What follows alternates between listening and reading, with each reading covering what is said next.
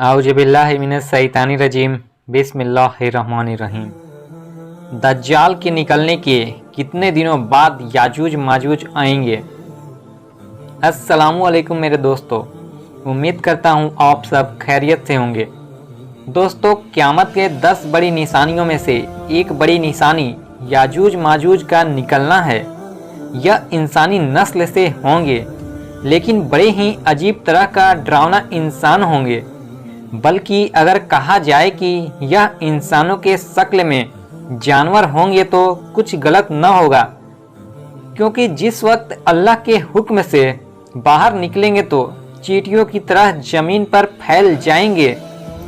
वह इतनी बड़ी तादाद में होंगे कि उनके रहते जमीन भी नजर न आएगी, बल्कि हर तरफ हर जगह काले खूंखार जानवर इंसान याजूज माजूज फैला हुआ दिखेंगे।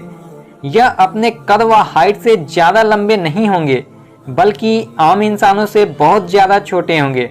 यह इतने खूंखार होंगे कि अपने सामने आने वाली हर चीज़ को खाते चले जाएंगे। यहाँ तक कि अगर इनका गुजर किसी नदी के पास से होगा तो यह उसका सारा पानी पी लेंगे। उनके सामने अगर कच्चा या पक्का कोई घर आ जाएगा तो यह उसकी पूरी दीवार को चट कर जाएंगे। सामने पर पेड़ नजर आएगा तो उसे सेकेंड में खाकर खत्म कर देंगे। यहाँ तक कि ये सांप, बिच्छू, कुत्ते, बंदर हर चीज को खाते चले जाएंगे। साथ ही साथ यह आदमखोर भी होंगे कि अगर इनके हाथों कोई इंसान लग गया तो यह हजारों की झुंड में उस पर टूट पड़ेंगे और देखते ही देखते उसे पूरी तरह खाकर खत्म कर देंगे। दोस्तों, अल्लाह ताला ने हर उम्मत में कोई ना कोई आजमाइश की चीज पैदा की है। इस उम्मत के लिए आजमाइश की चीजों में दज्जाल, दामतुल अर्जक और याजूज माजूज वगैरह शामिल हैं।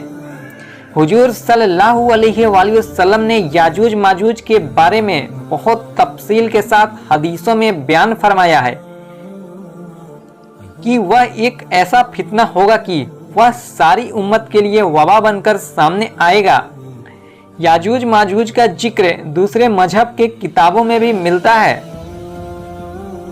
यह दुनिया खत्म होने से पहले एक ऐसी खूंखार कौम लोगों के बीच निकलेगी कि जो सभी चीजों को तबाह व बर्बाद कर देगी। असल में याजूज माजूज नूह अलैहिस्सलाम की औलादों में से एक कौम है कि जिसे अल्लाह ताला ने क़यामत तक के लिए लोगों के नजरों से छुपाकर उसे बहुत बड़ी दीवार के पीछे कैद कर रखा है। लेकिन दोस्तों, जब क़यामत से पहले इनके निकलने का वक्त करीब आ जाएगा तो यही याजूज माजूज जो उस दीवार को तोड़कर बाहर निकलेंगे और सारी दुनिया में फसाद बर्पा करेंगे। कुरान में अल्लाह ताला ने 16वें और 17वें पारे में याजूज माजूज का जिक्र हजरत जुल्करनैन के वाक़या में तफसील के साथ फरमाया है कि सारी दुनिया को फतह करने वाला नेक बादशाह जब हजरत जुल्करनैन जब सफ़र करते करते पूरब की तरफ बहुत दूर निकल गए तो अचानक उन्हें 2 पहाड़ों के बीच खंडरात में बहुत ही बेबस कौम रहती नजर आई। उसने हजरत जुल्करनैन के अच्छे अखलाक देखते हुए उन्हें अपना बादशाह तस्लीम कर लिया। लेकिन जब हजरत जुल्करनैन उन्हें छोड़कर जाने लगे तो उसने अपनी तकलीफें हजरत जुल्करनैन से बताई कि बादशाह सलामत, आप जिस इलाके में रहते हैं तो इधर पहाड़ के उस तरफ याजूज माजूज के कौम रहती है। वह सब अक्सर हम सब पर हमला करके हमारी सारी चीजों को लूट लेते हैं। हम उनसे बहुत ज्यादा तंग आ चुके हैं, इसलिए आपसे इल्तिजा करते हैं कि आप हमारे लिए उनसे बचने का कोई रास्ता निकाल दें, क्योंकि आपके पास एक बड़ी फौज है और आपसे हमें पूरी उम्मीद है। इसलिए आप इस पहाड़ के बीच कोई ऐसी दीवार बना दे कि जिसकी वजह से याजूज माजूज कभी भी हम पर हमला न कर सके। उस कौम ने कहा कि बादशाह सलामत, हम इस कौम के बदले में आपको कुछ पैसे वगैरह भी देने को तैयार हैं।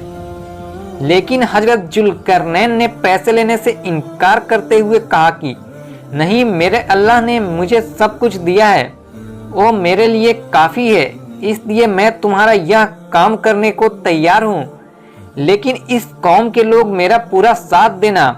वह जब सारी कौम तैयार हो गई और फिर हजरत जुल्करनैन के हुक्म पर लोहे की बड़ी बड़ी सिलेटें बनाई गई और उन्हें हजरत जुल्करनैन ने जमीन में बहुत गहरी नींव खुदाकर अंदर से बहुत मजबूत दीवार बनाना शुरू की।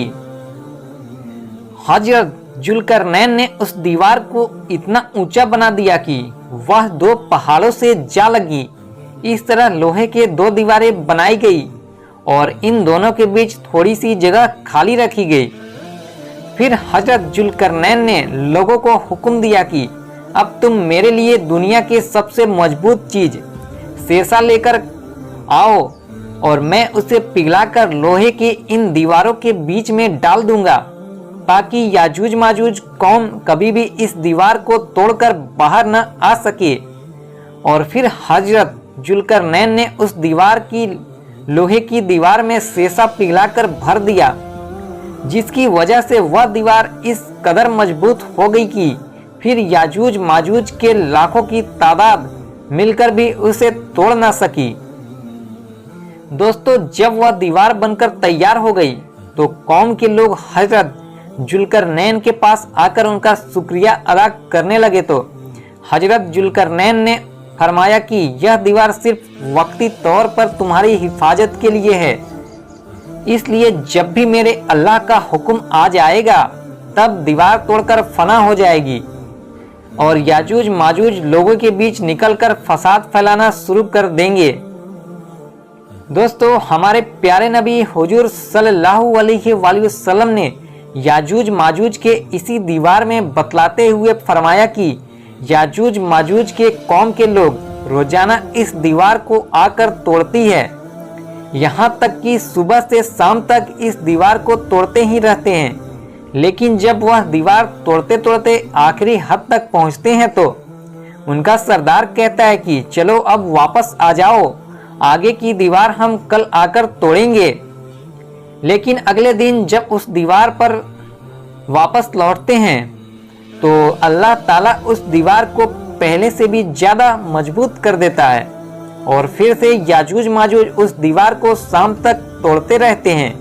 आखिर जिस दिन याजूज माजूज के निकलने का वक्त करीब आ जाएगा तो उस दिन वह दीवार को तोड़ते तोड़ते आखिरी हद तक पहुंचेंगे तो उनका सरदार कहेगा कि चलो अब वापस चलो, इंशाअल्लाह कल आकर हम इस दीवार को फिर से तोड़ेंगे। हुजूर सल्लल्लाहु अलैहि वसल्लम ने फरमाया कि जब उनका सरदार इंशाअल्लाह कह देगा तो उसके बाद से वह दीवार पूरी रात अपनी उसी हालत पर बाकी रह जाएगी और फिर अगले दिन याजूज माजूज आकर उस दीवार पर पूरी तरह से तोड़ देंगे और बाहर निकलकर अपने कौम के साथ ऐसा फसाद मचाएंगे कि इस सारी जमीन कांप उठेगी और उनके रास्ते में भी जो चीज आएगी वह उसे खाते चले जाएंगे। अगर उनका गुजर नदियों के पास से होगा तो वह उसका सारा पानी पी लेंगे, इंसानों की बस्ती में आकर खून खराबा शुरू कर देंगे और वह ऐसे आदमखोर होंगे कि इंसानों को चीर फाड़ डालेंगे। और आखिर जब याजूज माजूज को यकीन हो जाएगा कि हमने जमीन वालों पर बहुत कत्ल करके उन पर अपना कब्जा जमा लिया है तो उनका सरदार हुक्म देगा कि अब हम आसमान वालों को भी खत्म करेंगे। और जब उनका सरदार हुक्म देगा तो याजूज माजूज की फौज आसमान की तरफ लोहे के तीर चलाना शुरू कर देंगे, लेकिन अल्लाह ताला उन तीरों में खून लगाकर उन्हें जमीन की तरफ वापस भेजेगा। तो याजूज माजूज उस वक्त बहुत खुश होंगे कि उन्हें लगेगा हमारे तीरों से आसमान वाले भी मरने लगे हैं। याजूज माजूज के शक्लों के बारे में रिवायतों में आता है वह यह कि उनकी शक्लें ढाल की तरह बिल्कुल चपटी होंगी, उनके दांत और नाखून जानवरों की तरह बिल्कुल नुकीले होंगे, उनका कद बहुत छोटा होगा, यहाँ तक कि उनमें सबसे लंबा इंसान 3 बलिष्ठ के बराबर होगा। वह इस कदर भूखे होंगे कि सांप, बिच्छू, घोड़े, बंदर, यहाँ तक कि दीवारें तक को खा जाएंगे। दुनिया की कोई कौम उनसे मुकाबला नहीं कर पाएगी, क्योंकि वह अपने तादाद में बहुत ज्यादा होंगे। अल्लाह ताला ने कुरान मजीद में याजूज माजूज के तादाद बतलाते हुए फरमाया कि याजूज माजूज हर रोज ऊंची जगह से नीचे को लुढ़कते हुए आएंगे, और इस कौम के एक खास बात यह कि जब तक इनके औरत 1000 बच्चे नहीं पैदा कर देती तब तक उनकी मौत ही नहीं होती। दोस्तों, अब सवाल है कि आखिर याजूज माजूज कब निकलेंगे? तो चलिए आज हम आपको बताते हैं।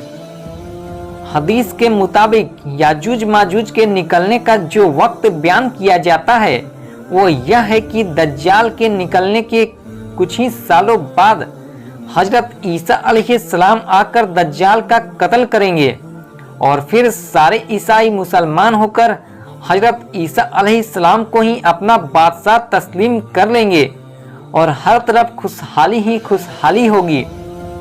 लेकिन तभी अचानक एक दिन अल्लाह के हुक्म से याजूज माजूज जमीन से निकलना शुरू हो जाएंगे, और जब हजरत ईसा अलैहिस्सलाम को खबर होगी कि याजूज माजूज की कौम निकल आई है, तो वह हुक्म देंगे कि सभी लोग अपने अपने घरों में कैद हो जाओ, कोई भी बाहर न निकले। रिवायतों में आता है कि उस वक्त याजूज माजूज की वजह से खाने पीने की ऐसी तंगी फैलेगी कि हुजूर सल्लल्लाहु अलैहि वसल्लम ने फरमाया कि उस वक्त एक बैल का सर भी 100 दिनार से ज्यादा महबूब होगा। मतलब एक बैल का सर, एक सर लाखों रुपए में आकर कोई बेचे और तुम्हारे पास इतने पैसे हो तो तुरंत लाख रुपए देकर बैल का सर खरीद लेगे और अपने खाने पीने का इंतजाम करोगे। दोस्तों, इन रिवायतों से ऐसा मालूम होता है कि याजूज माजूज भी हजरत ईसा अलैहिस्सलाम की मौजूदगी में आएंगे और जमीन पर बेहद फसाद मचाएंगे। जब काफी अरसा गुजर जाएगा तो लोग हजरत ईसा अलैहिस्सलाम से आकर दरख्वास्त करेंगे कि आप अल्लाह ताला से दुआ करें कि अल्लाह हमें याजूज माजूज के इस वबा से नजात दे दे। तो हजरत ईसा अलैहिस्सलाम अल्लाह ताला के बारगाह में हाथ उठाकर दुआ फरमाएंगे कि अल्लाह हम जमीन वाले हैं, याजूज माजूज के फितनों से नजात अता दे दे। तो हजरत ईसा अलैहिस्सलाम के दुआ पर अल्लाह ताला याजूज माजूज के पूरे कौम पर एक ऐसी बीमारी भेजेंगे कि उनकी गर्दन सड़ने लगेगी, जिसकी वजह से कुछ ही दिनों में उन सभी को मौत हो जाएगी और जमीन में हर जगह याजूज माजूज के लाशें ही लाशें नजर आएंगी। फिर उनके बदबू इस कदर होगी कि लोगों का जीना हराम हो जाएगा। तो हजरत ईसा अलैहिस्सलाम फिर से अल्लाह से दुआ करेंगे कि अल्लाह ताला याजूज माजूज के लाशों के सफाई का कोई इंतजाम फरमा दे। अल्लाह ताला आसमान से कुछ ऐसे परिंदे को भेजेगा जो याजूज माजूज के लाशों को उठा उठाकर समंदर में जाकर दूर फेंक देंगे, और फिर से हजरत ईसा अलैहिस्सलाम के हुक्मरानी में खुशहाली के दिन वापस आ जाएंगे। लेकिन उसके कुछ ही दिनों बाद अचानक एक दिन हजरत ईसा अलैहिस्सलाम की भी वफात हो जाएगी। उनके वफात के कुछ सालों बाद अल्लाह के तरफ से एक ठंडी हवा चलेगी कि जिसकी वजह से तमाम मुसलमान पर मौत तारी हो जाएगी, और फिर सारी दुनिया में एक बार फिर से कुफ्र का बोलबाला होगा। लेकिन अभी इस हालात को ज्यादा दिन नहीं गुजरेंगे कि एक दिन अचानक अल्लाह ताला के हुक्म से सूरज मगरिब की तरफ से निकल आएगा कि जिसके बाद तौबा का दरवाजा भी बंद हो जाएगा, और कुछ बड़े आलिमों के मुताबिक उसके 120 साल बाद क़यामत आ जाएगी। दोस्तों, अल्लाह ताला हम सभी को फितनों से हिफाजत फरमाए और मौत के बाद तक कलमे तैयबा पढ़ने के तौफीक अता फरमा दे। प्यारे दोस्तों, आज की वीडियो को यहीं ख़त्म करते हैं। दोस्तों उम्मीद करता हूँ कि आज की यह वीडियो आपको बहुत पसंद आई होगी।